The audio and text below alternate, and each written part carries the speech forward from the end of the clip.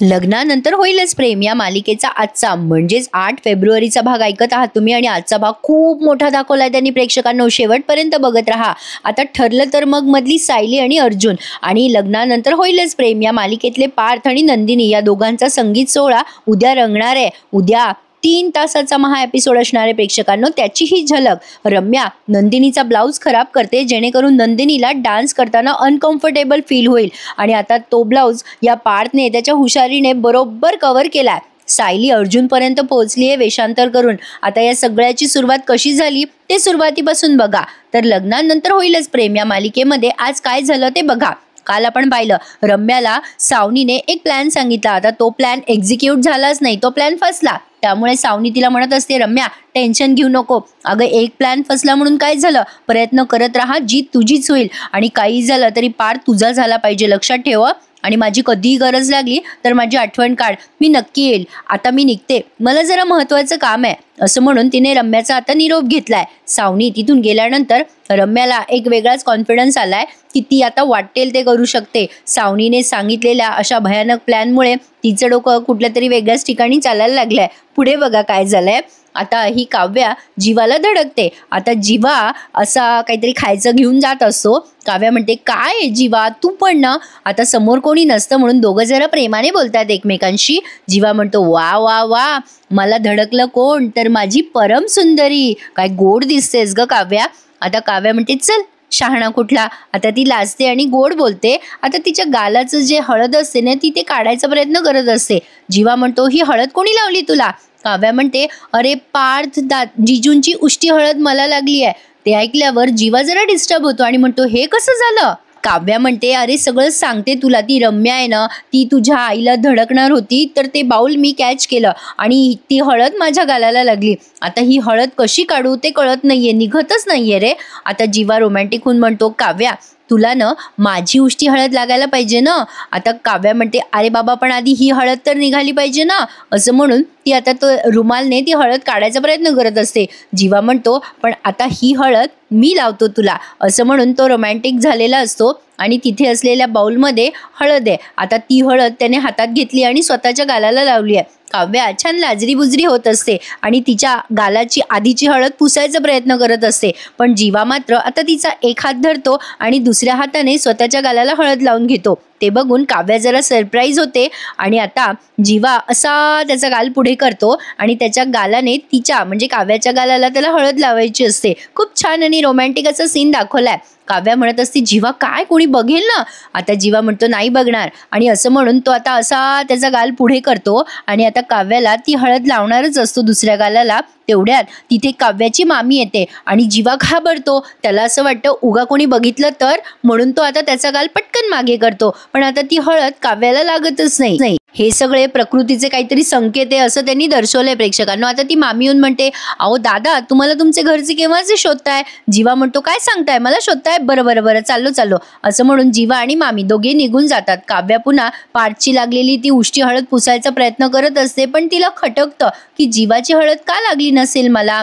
तर असो, आता इथे जरा फॅमिली गेट टुगेदर दाखवलंय त्यांनी. आता या नंदिनीचे मामा पार्थच्या वडिलांची जरा सरबराई करतात. आता चिनू मिनू आल्यात तिथे आणि त्या काकांना म्हणजे पार्थच्या वडिलांना म्हणतात, चिनू मिनू पार्थच्या वडिलांना मसाला दूध देतात आणि म्हणतात, काका गरमागरम दूध आहे, पिऊन टाका. पार्थचे वडील म्हणतात, छान बरं वाटलं, पत्रिका वाटून जरा थकायला झालं होतं. चिनू मिनू म्हणतात, काका जेवण करा म्हणजे दूध झाल्यानंतर गरम गरम नाश्ता सुद्धा तयार आहे. आता पार्थचे वडील इम्प्रेस होऊन म्हणतात, बकुळा अगं तुझ्या दोन्ही मुली खूप गुणी आहेत, आमच्या युग आणि जीवाला देऊन टाक ना ग तुझ्या चिनू मिनू. आता त्या मामी हसतात नंदिनीच्या आणि म्हणतात, अहो भाऊजी तुम्हाला वाटलं तर मिनूला घ्या, पण आमच्या चिनूचं लग्न ठरलंय बरं का. अहो आमच्या नंदिनीचं लग्न झाल्यावर चिनूचं लग्न आहे लगेचच, सॉरी मिनूताईचं लग्न ठरलंय म्हणे. आता पार्थचे वडील तिला अभिनंदन करतात आणि मग ते म्हणतात, आमच्या जीवाची बायको आली असती लगेच घरी, आमचा चान्स सुटला गड्या, जाऊ द्या, आमच्या जीवाचा विषय निघाला, कुठे आहे कुठे आमचा जीवा.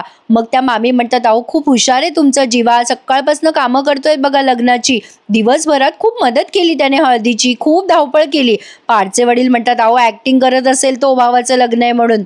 मग आता ती चिनू म्हणते, काका बरं झालं तुम्ही आमच्या गावात आलात पार्थ जिजूंच्या लग्नासाठी. अहो आमच्या गावामध्ये एवढी जंगी हळद पहिल्यांदा झाली आहे. आता मीनू म्हणते, अगं ताई, आपण ना तुझ्या लग्नात पार जिजूंना आणि आपल्या नंदिनी ताईला डान्स करायला लावू हं. आणि तुझ्या लग्नात तू आणि दाजीने पण नाचायचं. मग आता एवढ्यात ते मामा जोरात चिडतात आणि म्हणतात, अजिबात नाही, हे असे उद्योग करायचे नाही आपल्या गावाकडे. काय हे सगळे शहरातल्या लोकांचे चोचले. आपल्या भोसल्यांकडे किती कडक चालीरीती आहे माहित नाही का तुम्हाला. आता पारचे वडील म्हणतात, अरे जाऊ दे रे बाबा दौलत, मस्करी करतायत पोरी. अगं पोरींनो, पण आमच्या वेळेला डान्स वगैरे काही नव्हते बरं का. अरे मी तर आमच्या म्हणजे हिला मानिनीला बघितलं पण नव्हतं लग्नामध्ये. चिनू मिनू म्हणतात, अरे वा, मग कधी बघितलं तुम्ही आमच्या काकूंना. मग ते म्हणतात, अगं लग्नामध्ये भटजीनी जरा हात आकडता घेतला ना लग्न लावताना, तेव्हा मला ही दिसली. मग ते मामा म्हणतात, मग काय झालं. मग पारचे वडील गंमत करत म्हणतात, मग काय होणार, लग्न करावंच लागलं, दुसरा पर्याय नव्हता ना मला. आणि सगळे हसायला लागतात. मामी म्हणतात, काय हो आमच्या ताईंची काय गंमत करता हो अशी.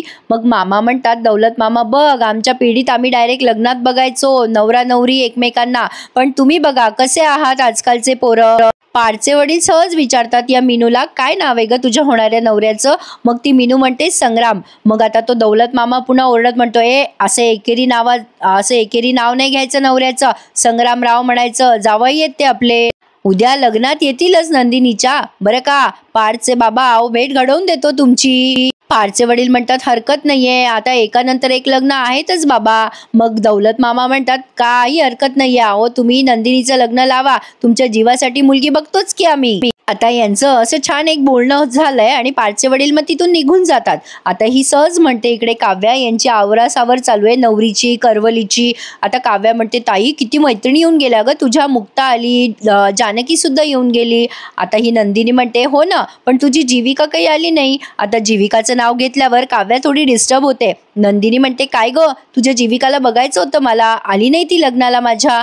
मग काव्या म्हणते, अगं तिचं काय घेऊन बसतेस ताई, तिचं ना जरा कामच विचित्र आहे. अगं ट्रेकिंगला जाऊन बसलीये बघ, त्याच्यामुळे तिला येता आलं नाही. अगं जीविकाचं कसं आहे माहिती का ताई, हाजीर ते वजीरच्या कम्प्लीट विरुद्ध आहे बघ ती. अगं जाऊ दे, तिचं काय घेऊन बसलीस, हळदीचे फोटो पाहिले का तुम्ही. मग आता नंदिनीची आई म्हणतात, हो ग बाई, खूपच छान आलेत ग फोटो. आता आपली ताईनं लग्न लावून घरी जाणार तिच्या सासरी. इतके दिवस म्हणत होतो ताईचं लग्न आहे, ताईचं लग्न आहे. आता म्हणता म्हणता ताईचं लग्न परवावर आलं ग. आता जरा भावूक झाली आहे नंदिनीची आई. बघा ना, बघता बघता एक एक कार्यक्रम होऊन गेले. संगीत झालं की झालं, आलं बाई तुझ्या ताईचं लग्न. आता त्यांच्या डोळ्यात पाणी आलंय. त्या नंदिनीला म्हणतात, बेटा तू खुश आहेस ना नंदिनी. नंदिनीच्या पण डोळ्यात पाणी येतं. ती म्हणते, हो गाई, खुश आहे मी. आणि आता काव्या जरा डिस्टर्ब होऊन म्हणते, आणि ताई तू सावध आहेस की नाही. आता असं बोलल्यावर नंदिनी काव्याकडे बघतच राहते आणि म्हणते, असं का बोलतेस काव्या. काव्या म्हणते, अरे मला जे दिसते ते तुम्हाला दिसत नाहीये का. मग नंदिनी म्हणते, काव्या अगं काय बोलतेस बेटा, जे काही बोलायचे ते स्पष्ट बोल, आम्हाला समजत नाहीये तू काय बोलतेस. काव्या म्हणते, हे बघ ताई तू काहीही म्हण, पण मला त्या रम्याचे इरादे काही नेक वाटत नाहीयेत. ती काहीतरी वेगळाच प्लॅन करतीये. तुला दिसलं नाही का कशा पद्धतीने वागतीये वावरतीये ती लग्नामध्ये. आता काव्या असं बोलते तेव्हा नंदिनीला जरा टेन्शन आलंय असं त्यांनी दाखवलंय. आता एका मागोमाग एक सीन खूप छान रंगवले त्यांनी. प्रेक्षकांनो, तुम्हाला आवडत असेल तर प्लीज लाईक करायला विसरू नका. माझ्या एफर्टसाठी एखादा लाईक नक्की द्या आणि चॅनल आवर्जून सबस्क्राईब करा, कारण पुढे अजून बरंच बघायचंय तुम्हाला. हा पुढचा सीन पार्थच्या आई वडिलांचा दाखवलाय. पार्थचे वडील विचारत असतात त्यांच्या बायकोला म्हणजे मानिनी ताईंना, काय गं कशी झाली आजची हळद. मानिनी ताई म्हणतात, खूप छान झाली आजची हळद, मस्तच झाली. पण आता ते म्हणतात, काय झालं पण आता म्हणायला. मग आता त्या सांगतात, अहो पार्थची उष्टी हळद घेऊन चालले होते ना मी नंदिनीकडे, तेव्हा या रम्याने धक्का मारला. अहो तो बाऊल पडला असता, हळद सांडली असती. मग पार्थचे वडील म्हणतात, अगं सांडली असती, सांडली नाही ना. मग आता पार्थची आई म्हणते, अहो तो मुद्दा नाहीये.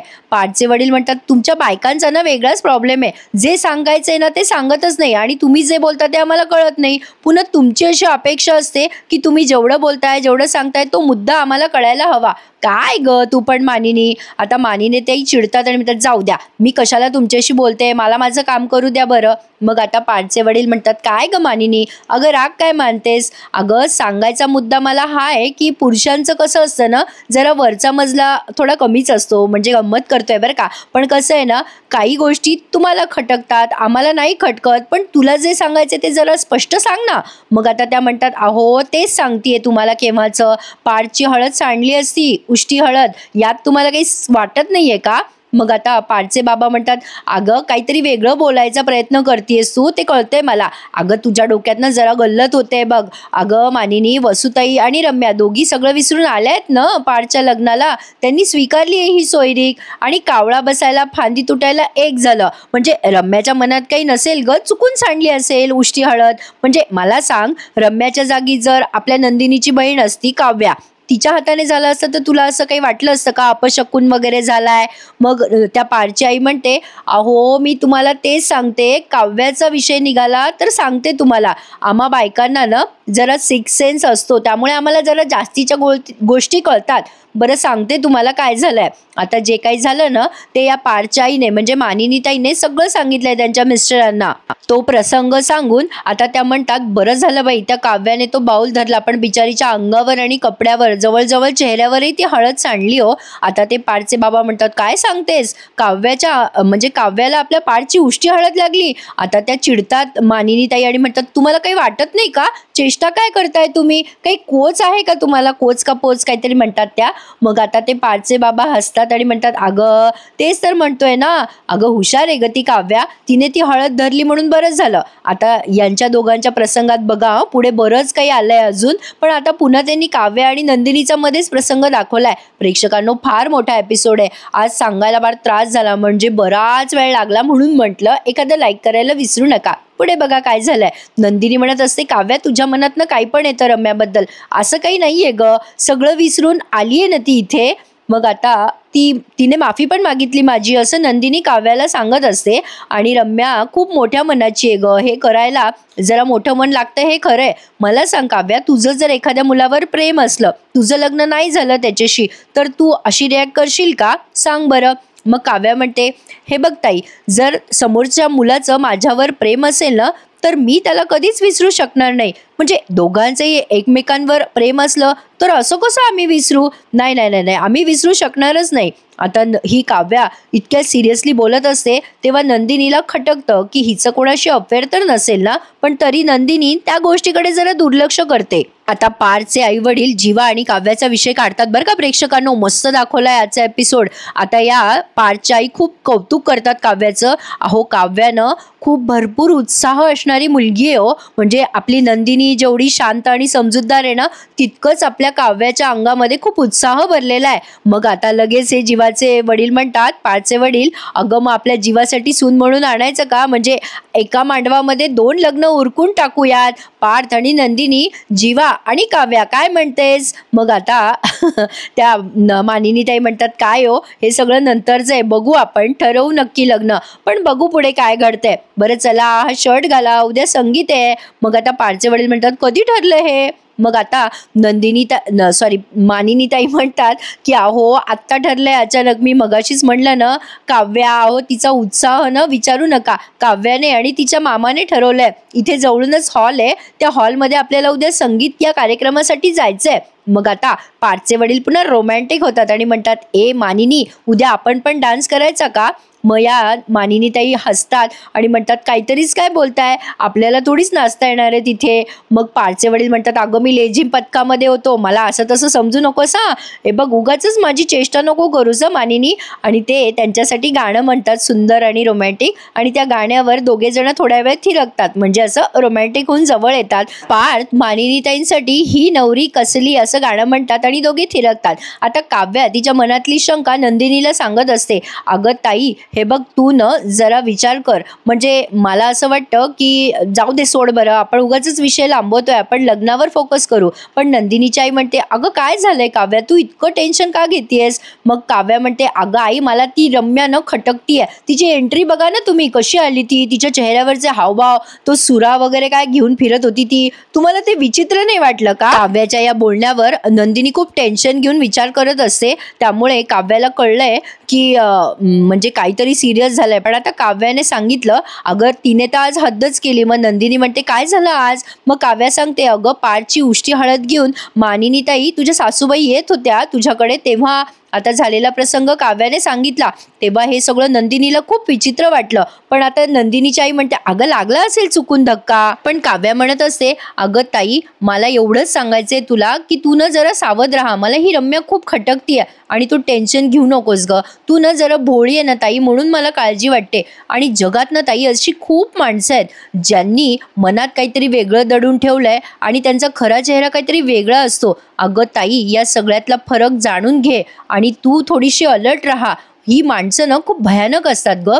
या रम्याकडे विशेष लक्ष आपल्याला ठेवायलाच हवं. काव्याने खूप अलर्ट केलंय आता नंदिनीला. पण आता तिची आई आणि नंदिनी दोघी जणी खूप सिरियस झालेल्या असतात. म्हणून काव्या आता हसते आणि म्हणते अगं काय एवढा विचार करताय तुम्ही. इतकं टेन्शन नका घेऊ. ठीक आहे मी तुम्हाला फक्त सांगतेय. आणि ताई तुझी काळजी घ्यायला आणि त्या रम्यावर लक्ष ठेवायला मी आहे ना तुझ्या पाठीशी खंबीरपणे उभी. आणि उद्या आपलं संगीत आहे बरं का. म्हणजे उद्या एक सरप्राईज आहे. नंदिनी म्हणते कसलं सरप्राईज आणि कुठे आहे संगीत. आता काव्या म्हणते अगं इथूनच जवळ हॉल बुक केलाय मामाने आणि मी तुझ्यासाठी छान सरप्राईज आहे. नंदिनी म्हणते अगो काय कसलं सरप्राईज काव्या सांग ना. मग आता काव्या म्हणते अगं सरप्राईज म्हणजे मीच आहे. मग आता मी आणि दौलत मामा दोघेही जण तुझ्यासाठी छान सरप्राईज प्लॅन करतोय असं काव्याने नंदिनीला सगळं कळवलंय. नंदिनी आता खुश आहे, एक्साइटेड आहे तिच्या संगीत सोहळ्यासाठी. आणि प्रेक्षकांनो आता या तिघी जणी बोलत असताना रम्याने या तिघींचंही बोलणं ऐकलंय. त्यामुळे आता काव्यासाठी तिच्या मनामध्ये खूप जेलसी निर्माण झाली आहे असं मला तरी वाटतंय. तुम्ही आजचा भाग बघा आणि मला सांगा तुम्हाला काय वाटतंय.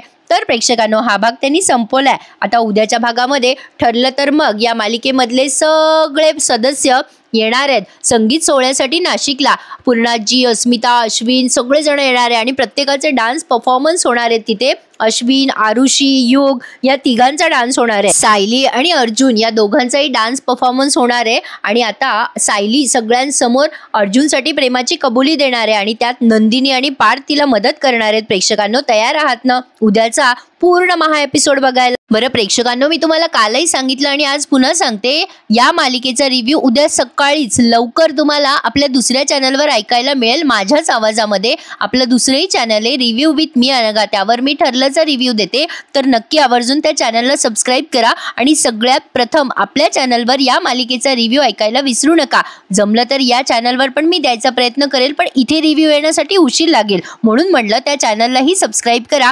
आणि उद्या सर्वप्रथम या मालिकेचा रिव्ह्यू आपल्या चॅनलवर आणि माझ्या आवाजात ऐकायला विसरू नका.